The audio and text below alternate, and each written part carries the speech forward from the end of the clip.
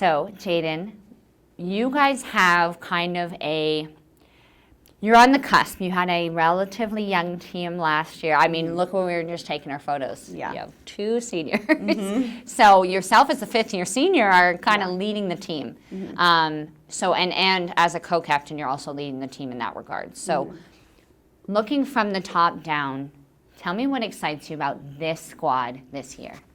I think one of my favorite things is that although we are relatively young, we have a lot of people that are returners and have been in this environment before. And me personally, I love being the team that's the underdog and is doing the upsetting in conference. But after making some noise in the WCC last year, I'm really excited that this team, we all have those chips still on our shoulder. We know the teams that, we want to beat them because, even my senior night, we didn't get our win that game. So, we have the teams that we're looking out for. The teams that we know now are okay, TOP, we can actually look at them as competition now, because as long as I've been here, we've always been a pretty young team, and we've always done, decently well in conference, but people didn't really know to look out for us. So I'm really excited this year, just having a bunch of like-minded girls, people that just want to come out and win.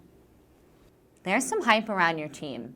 The conference this year could kind of go any way. There is rankings, 1 through 10, but 10 could beat 1, 10 could beat 2 potentially. Yeah. What do you think is maybe the game or 2 games that you were looking forward to most? Or what in conference play do you think is we are going to take it this year? Well, I can't lie. Every single year, I cannot wait to play Pepperdine, and then San Diego too, because in all my time here, we never beat them until last season. So now they also see us as competition. So I'm excited for those 2 games, definitely. And then even BYU, because people look at BYU and they're like, that's an automatic win. But I think that knowing our team and the mindset that we have now, we can't sell anyone out, and we can't think anyone's going to beat us either. We have to know that every single game is winnable, and we could possibly lose every single game. We can't overestimate or underestimate any of the competition this year. And I want to touch on, you guys are going to have some really cool events at home. And I mean, you may not even know yet, but yeah, I don't think I do. I'll enlighten you. We're going to have some really cool events, your St. Mary's game is going to be your a dig pink game. So it's going to be, one of those pink outs, and we're going to work with the hospital. Homecoming is going to be your BYU game at home, when we're going to get a big alumni push with former players, get club teams out, faculty and staff, and then your Pepperdine game at home. We're going to do military appreciation and hero night and family day and alumni day and make it a food drive, big, big things. So with all that in mind, and those events, what does it mean to have the community support, the fan support? I know that, while we may not be a BYU, a Pepperdine, a San Diego sometimes in terms of size, I know Alexa has talked about how playing here is like a family. And I know Greg has said about the alumni base that you guys have. So when you get the community involved and you as a player out on the court and you see the fans here to watch you play, what does that feel like? And what would you say maybe to those fans who are here for you on all those important games? Well, I 100% agree with Alexa. There is nothing that describes coming into Spanos and seeing the recognizable faces of our boosters. And I know Alexa's from SAC, I'm from Turlock. We have a lot of local girls, so seeing our family in the stands and just the fact that so many people come out to those games, the community here is definitely one of the biggest parts that has made my experience here great. I love coming, having home games, being here. Honestly, it's a good thing and it's our downfall, because when we're on the road, we have to get used to not being in Spanos, because there is nothing that compares to playing in this gym. The energy it brings us and just how we play as a team is so much different in Spanos, and we're still learning how to transition that into our away games. But there's nothing that compares to it. Our fans are everything, and the community here is everything. And you mentioned on being from Turlock, so we have some, we're just got a transfer from MSU. We have some girls from kind of all over the place. You are from Pacific's backyard, if you will, kind of. So did you think you were going to come to Pacific? Now this is your 5th and final year here. Yeah.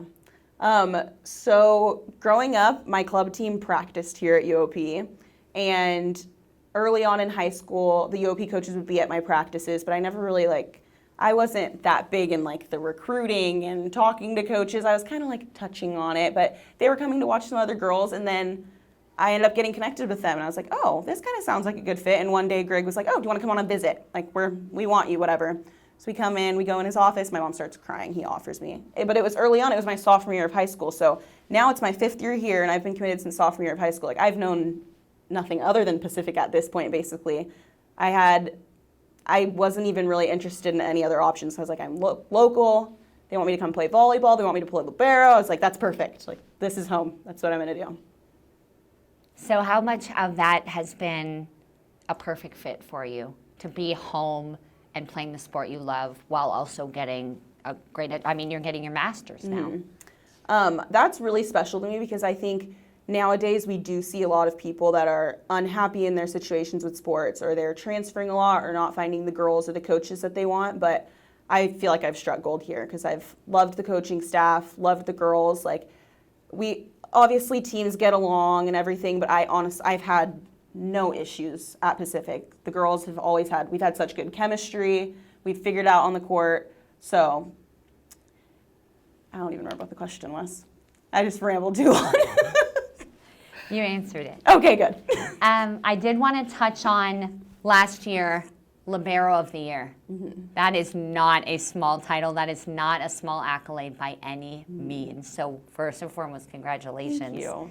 And second, what does that mean to you to win that, and then to go forward to know that you have that title to carry?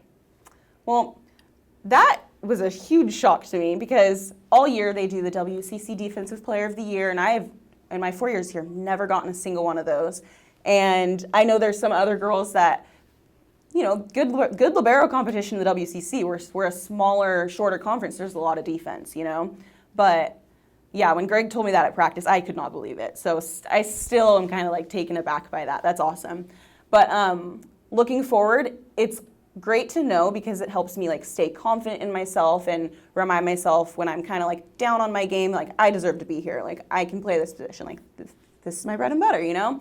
But also it's like, okay, I have had so many people like, oh, are you going to do it twice? I don't know. I just want to play volleyball. I'm just excited to be here for another year. So if it happens again, maybe another surprise. Like, okay, cool. If not, I'm just glad to be here.